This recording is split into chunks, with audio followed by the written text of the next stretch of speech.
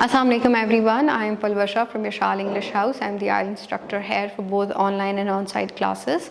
Today I am here to give you a few tips and techniques about the speaking exam of IELTS. Now speaking is something, or the communication skill if we broadly talk about it. So there's something that gives you an edge over others if you are good at it, if you have good communication skills, and it is one of the most important soft skills that a person can have, right? I myself had 8.5 bands in my IELTS exam a few months ago, and I already knew that I have got good language skills and I'm confident, but I just wanted to attempt this test to know what the examiner is looking for in a candidate, and what are the other things that they that they have on their list of criteria. Now I realized that it's not just your grammar that takes you to have a higher score in speaking, but there are many other things. How you deal with your cue card, how interestingly communicate your answers, how is your body language, how do you communicate. So these are all, and a lot more. There are things that they look for in a candidate to give them a score that is very different from others, right? So let's talk about the cue card today. I'll be briefly discussing a few things about the cue card with you people. So here we have, this is our book of the institution, and we have compiled the different cue cards that you might get. For example, describe a city you would recommend as a nice place to live, describe a place you would like to visit, describe a shopping center you often visit. Now if I come to almost to point number 15, it's describe the best gift you have ever received, describe a party you enjoyed. So these are the sorts of the cue cards that we usually get in our speaking exam. Now, how to handle a cue card? Let's discuss one of the cue cards with a simple answer, and I'll be giving you more ideas to that how can you handle a cue card. I will be showing you one of the cue cards. Okay, so if my screen is visible to you, describe a useful invention of today's era. Now, when such a kind of a cue card is given to you, you must have an idea to talk about, you must have the ability to have multiple ideas in your mind according to it. Why? Because you would think, if you think of less items, that if only a few items come to your mind, then it means you have limited knowledge and limited ideas.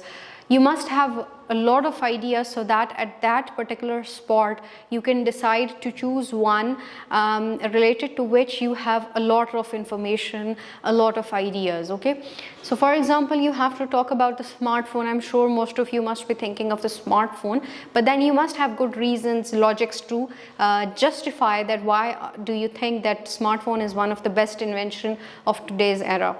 Now, when you are given a cue card, it's not just a question, it's the detail of it. There is a breakdown that is given to you in that cue card. You're given the topic, describe a useful invention of today's era. Then you are given this breakdown that you should say what it is, how has it changed people's lives, what benefits did it bring, and explain if it is more important for older or younger people. Now, when you are given all this breakdown, please make sure that this breakdown is extremely important for you, and it navigates you that how you should speak and where should you conclude. Okay, so you should be talking about all these points, and you are not allowed to miss even a single one, because if you miss a single one, it means you didn't pay attention to the examiner's instructions.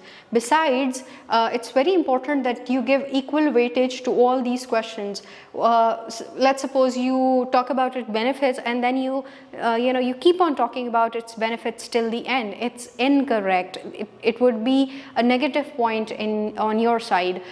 So you have to give equal weightage to all these questions and describe them in a way that you cover all these questions and you conclude it properly. For example, if I read the sample answer that we have, one of the most useful inventions of today's era is a smartphone. Smartphones are hand-handled devices that combine the functionalities of a mobile phone, a computer, a camera, and various other applications. Now, a very good answer. That how you begin with your answer is that you believe that the smartphone is one of the good inventions. And why is that? Because it has the functionalities of a computer and a camera and many other devices. So yes, a very good point. Then here is how it has changed the lives of many people and the benefits it has brought. Smartphones have revolutionized the way people communicate, access information, and perform various tasks. They have become an integral part of the modern life. So see, this part is, the first one is, what is it? So in the first part we talked about that what is the device what is the invention we think is the best one. Then we are talking about how it has changed the people's life, how it has brought a revolution in people's life. Okay, then if I skip, people can easily, let me erase this one, people can easily call, text, or video chat with friends and family no matter where they are in the world. With the internet at their fingertips, smartphone users can access vast amount of information. Now we are continuing to tell what it brings to the people. Then users can stream movies, music, play games. Now one important point is that how many points do you have to speak about? Now if you are preparing for your speaking exam, you must think of a topic in all the possible dimensions, that what ideas can you include in your answer, and you should try to collect as many ideas as possible, because on that spot you don't know how many of them will be actually retained in your mind, in your memory. So you have to keep a lot of ideas in your mind so that overcoming the exam stress, you still have enough information, enough ideas in your mind to communicate to the examiner, right? So you must talk about all this. Usually what happens is that we stick to just the ordinary, the conventional uses of a smartphone, that okay, we can watch movies and this and that, and there are some disadvantages. No, come out of that and bring some innovations into your ideas, especially in the cue card, because only then you will be able to get a higher band. Now if I continue reading it, smartphones are often more critical for young generations as they use them for social networking, education, entertainment, and staying connected with peers. They rely, you have to talk about multiple aspects of it, as I said before, and you have to keep since we talked about, the question was about the current era, so you have to mention the dynamics of the current era as well. You cannot just let go of that, okay? So you have to connect that invention, that how is it actually fruitful or an amazing invention for the conventional people, for the current era people, okay? Now older, and then you had one of the questions in your breakdown, that how is it more important for the older people or for the younger people? So again, see, the key point, the key word was era. So you have to connect it to the age group of people, and it's okay even if you say that it's equally important for both of them, but you should have good logics to justify what you're saying, okay?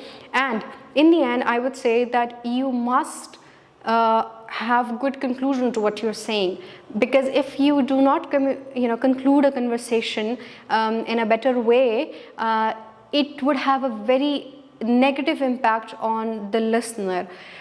As much as your introduction is important, so is your conclusion.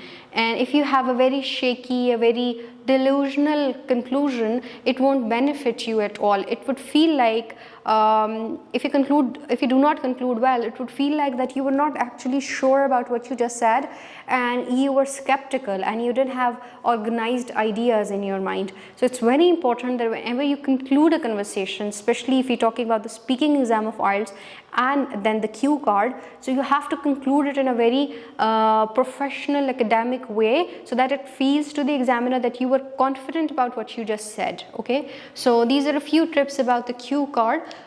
I hope they were beneficial. We'll be sharing more ideas, and when you are actually in the class, when you have actually joined us in the courses, you get to know it even more. And one of the most important thing that I always talk